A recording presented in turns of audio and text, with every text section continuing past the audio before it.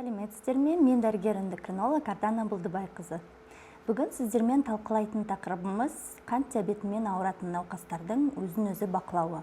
Өзін-өзі бақылау дегеніміз ол глюкозаның қандағы мөлшерін анықтап отыру және де өзінің жағдайын анықтай білу. Онымен қоса дәрігердің берген тағайындауларын толық орындауды айтамыз.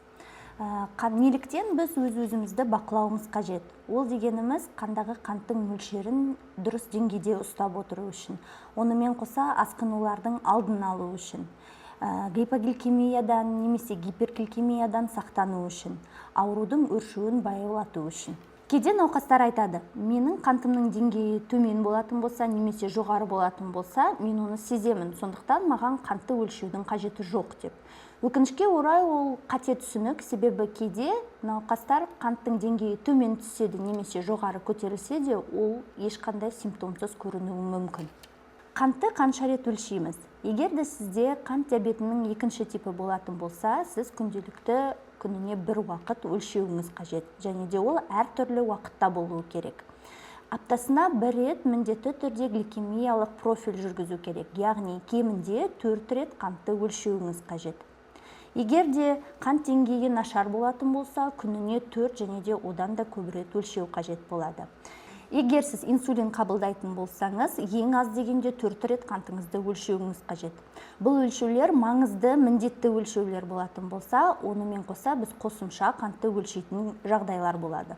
Оларға физикалық белсенділіктің алдында немесе одан кейін гипогликемия белгілерін байқайтын болсаңыз, егер сіз ауырып қалсаңыз, температураңыз жоғары көтерілетін болса, жүргізудің алдында міндетті түрде қосымша қантты өлшеу қажет. Гликозирленген гемоглобин дегеніміз не?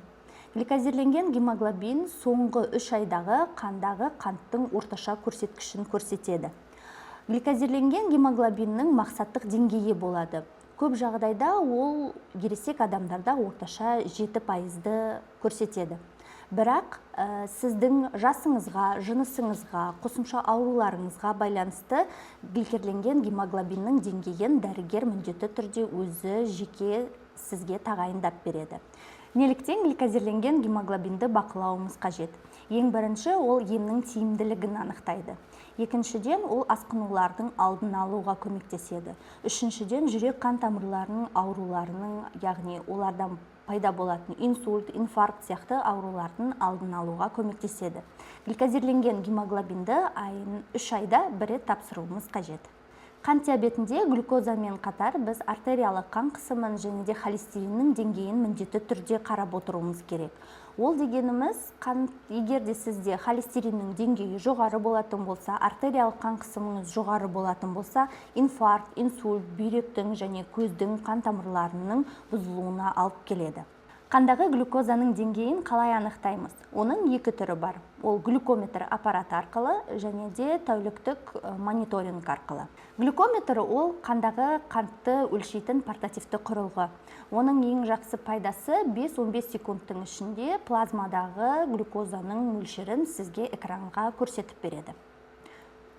Ал глюкометрде қателіктер көрсетеді ме деген сұрақ өте жиі кездеседі. Ондай болуы мүмкін, егер де сіз қолыңыз кір болатын болса, жуылмаған күйде өлшейтін болсаңыз, және де спирт, май, крем сияқты бөліктер қалып қоятын болса теріңізде, қан тамшысы аз болып қалатын болса, немесе тест жолақтарының мерзімі өтіп кететін болса, аппарат қателіктер көрсетуі мүмкін.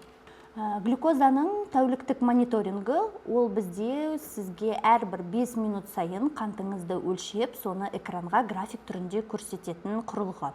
Оның ең жақсы жері ол сізге гипогликемияға немесе гипергликемия болып жататын болса, соны ескертіп міндетті түрде айтып отырады. Тәуліктік мониторингте біз диапазонға қараймыз, яғни сіз тәулік бойы 3,9-10 миллимол-литр қанның мөлшерімен қай уақытқа дейін жүресіз. Көбінесе ол 70%-дан жоғары уақытта болса, сіздің еміңіз тиімді екендігіне көрсеткіш болып табылады. Қандағы қанттың мөлшерімен қоса біз кетон денелерін зәрден анықтауды міндетті түрде жасауымыз қажет. Ол қай уақытта жасалады? Егер сіздің қант деңгейіңіз 15 миллимол-литрден жоғары болатын болса, Егер сіз ауырып, температураңыз көтерілетін болса, құсу, жүрек айну, іштің ауру сезімдері болатын болса, міндетті түрде кетон денелерін анықтауыңыз қажет. Өйткені ол кетоацидоздың белгісі болып табылады. Кетон деңгейіне келетін болсақ, егер де сізде кетон денелері 0,6 миллимолитрден төмен болатын болса, онда ол қалыпты деңгей. Егер одан жоғары және де 1,5 миллимольге дейін болатын болса, міндетті түрде дәрігердің кеңесі қажет. Егер де 1,5 миллимольден жоғары болатын болса, міндетті түрде жедел жәрдем шақыруыңыз қажет. Қантты өлшейтін адам ол диабетті бақылайды. Ал сіз қантыңызды өлшейсіз бе, және де өзіңіздің денсаулығыңызды бақылайсыз ба? Егер бақылайтын болсаңыз, қандай көрсеткіштермен бақылайсыз? Төменге комментарийге жазып кетіңіз.